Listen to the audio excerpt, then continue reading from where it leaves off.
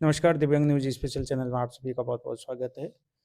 बात करते हैं साप्ताहिक खबरों की, जो कि दृष्टिबाधित एवं अन्य दिव्यांग संबंधित हैं। इन खबरों को विभिन्न हिंदी और अंग्रेजी के समाचार पत्रों ने राष्ट्रीय और अंतर्राष्ट्रीय स्तर पर प्रकाशित किया है। खबरों में सुप्रीम कोर्ट से लेकर हाई कोर्ट एवं विश्वविद्यालय तक की खबरें हैं। कुछ खबरें इंटरनेशनल लेवल पर भी प्रकाशित हुई हैं। आज है 14 सितंबर 2025। सबसे पहले सभी को राष्ट्रीय हिंदी दिवस की हार्दिक शुभकामनाएं। सबसे पहली खबर जो कि केरल से प्रकाशित हुई है। केरल के कासरकोड में बनेगा देश का सबसे बड़ा विश्वविद्यालय आईआईपीडी यानी international institute person with disability संस्थान की स्थापना होने जा रही है।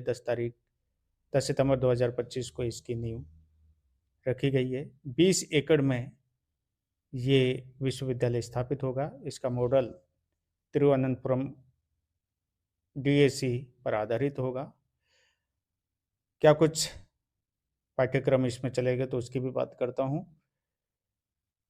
कला और खेलकूद संबंधित प्रशिक्षण केंद्र इसमें होंगे। इसके अतिरिक्त थेरेपी मेडिकल इंस्टीट्यूट स्थापित किए जाएंगे। विभिन्न विषय संबंधित पाठ्यक्रम संचालित होंगे। दिव्यांग संबंधित उपकरण इकाइयाँ भी इस संस्थान में स्थापित होंगी। नेशनल और इंटरनेशनल लेवल पर छात्र यहाँ पर अध्ययन कर सकेंगे। 100 करोड़ रुपए की लागत से इसे केरल के नीलेश्वरमा के समीप माडकाई में स्थापित किया जा रहा है। इसका पहला चरण का कार्य 2026 में कंप्लीट होगा। इसके अतिरिक्त 2029 में ये पूरी तरह से बनकर तैयार हो जाएगा। इसके उद्घाटन में 10 सितंबर को कई गणमान्य लोग शामिल हुए हैं। उसमें फिल्म जगत से लेकर उद्योग जगत, सामाजिक कार्यकर्ता आदि राजनीतिक लोग भी शामिल थे। अब बात करते हैं दूसरी खबर की, जो कि इंटरनेशनल लेवल पर प्रकाशित हुई है।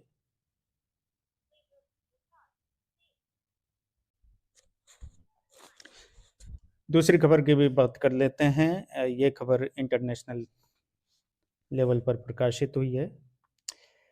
विश्व नेत्रहीन संघ यानी वर्ल्ड ब्लाइंड एसोसिएशन की महासभा का आयोजन ब्राजील में हुआ और इसमें ब्लाइंड एवं लो विजन बच्चों संबंधित ओरिएंटेशन मोबिलिटी प्रशिक्षण कार्यक्रम रखा गया। ब्राजील के साओ पावलो में इस बैठक का आयोजन हुआ। Librarian Christian association of the blind के मॉनिटरिंग एबिलिटी ऑफिसर, जिनका नाम है विलियम हार्वर्ड, ने इसके महत्व पर जोर दिया। हालांकि इस तरह की महासभाएं इंटरनेशनल लेवल पर समय समय पर होती रहती हैं और विभिन्न मुद्दे भी उठाए जाते हैं अलग अलग देशों के जो ब्लाइंड प्रतिनिधि हैं उनके द्वारा। लेकिन ब्लाइंड की स्थिति हर देश में एक जैसी है, हमारे भारत में भी वैसी है। हाँ, इतना ज़रूर है कि ब्लाइंड के नाम से जो पैसा संगठनों को मिलता है, संस्थाओं को मिलता है, उस पैसे से ऐशो आराम ज़रूर किया जाता है, घूम फिर लेते हैं इस बहाने। इससे ज़्यादा कुछ नहीं है। भारत में जो स्थिति है ब्लाइंड की वर्तमान में रोजगार को लेकर या फिर उनके अधिकारों को लेकर, वो सबको पता है क्या है। बाकी संयुक्त राष्ट्र संघ में भी बहुत मुद्दे उठाए जाते हैं। हमने कोरोना काल में भी देख लिया है कि संयुक्त राष्ट्र संघ की कौन कितनी मानता है। तो ये ब्राज़ील में करें, चाहे ये अफ्रीका में करें या यूरोप में करें, अमेरिका, एशिया, कहीं भी कर लें बैठक, सुधारात्मक कार्य देखने को नहीं मिल रहे हैं। तीसरी खबर की भी बात कर लेते हैं, जो कि नेपाल से प्रकाशित हुई है। हाल ही में नेपाल में जिंजी आंदोलन हुआ और अभी सेना ने उस पर नियंत्रण किया हुआ है। इसमें एक घटना घटित हुई। वहाँ पर एक मंत्री थे जिन्होंने अभी इस्तीफा दे चुके हैं। जिनका नाम है शरद सिंह भंडारी। इनकी पत्नी हैंडीकैप्ड है और बीमार भी थी। जब ये घर में थे तो आंदोलनकारी इनके घर में प्रवेश कर गए और ये उनके डर से भयभीत होकर अपनी पत्नी को अपने हाल पे छोड़कर वहाँ से भाग निकले। उसके बाद में आंदोलनकारियों ने उनकी पत्नी को हॉस्पिटल में एडमिट कराया। तीसरी खबर की भी बात कर लेते हैं।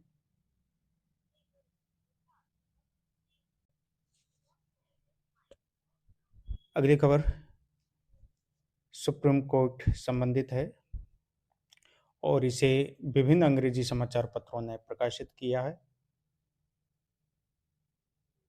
काफ़ी टिप्पणी एससी के द्वारा इस मामले को लेकर की गई है। दिव्यांग उम्मीदवारों को सामान्य श्रेणी में सीटें नहीं देने पर सुप्रीम कोर्ट ने जताई चिंता, केंद्र को नोटिस किया जारी, आरपीडब्ल्यूडी एक्ट के उद्देश्यों का उल्लंघन भी बताया। और इस पर काफ़ी कुछ टिप्पणी एससी के द्वारा की गई है। सुप्रीम कोर्ट ने प्रोजेक्ट एबिलिटी एम्पावरमेंट के तहत इसके निगरानी की जिम्मेदारी देश के जो बड़े 8 विधि विश्वविद्यालय उनको सौंपी है कि ये सभी 8 विधि विश्वविद्यालय जो कि राष्ट्रीय स्तर पर संचालित हैं, वो आरपीडब्ल्यूडी एक्ट का क्रियान्वयन राज्य एवं केंद्र सरकार के द्वारा ठीक से किया जा रहा है या नहीं, वो ये सब देखेंगे, जिन विश्वविद्यालयों को ये जिम्मेदारी सौंपी है। हाई कोर्ट संबंधित भी एक खबर है, उस पर बात करते हैं।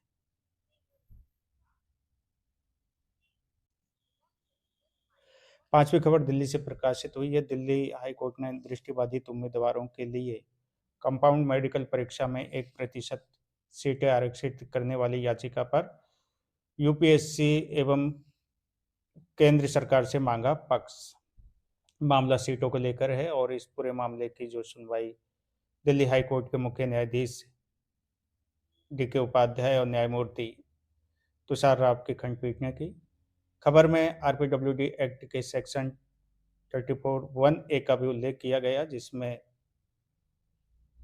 नौकरियों में आरक्षण संबंधित प्रावधान है। इसके अलावा चंडीगढ़ से भी एक खबर प्रकाशित हुई है।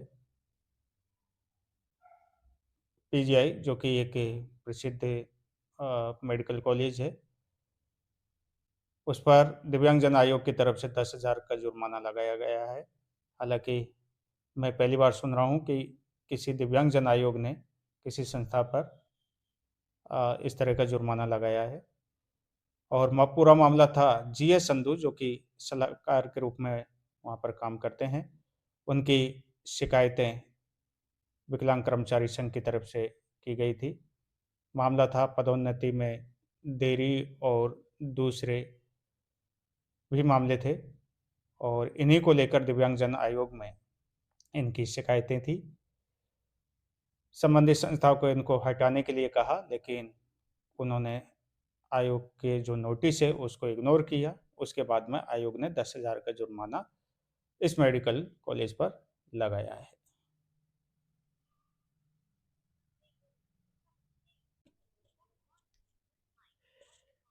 अब कुछ अन्य खबरें। ये खबर कर्नाटक से प्रकाशित हुई है। दृष्टिबाधित युवक की शादी में उमड़ा पूरा गांव। रंगप्पा, जो कि रायचूर कर्नाटक का रहने वाला है, हाल ही में उसकी शादी हुई है। उसी को लेकर एक अंग्रेजी के समाचार पत्र ने यह खबर प्रकाशित की है। इसके अतिरिक्त औरैया से भी एक खबर प्रकाशित हुई है।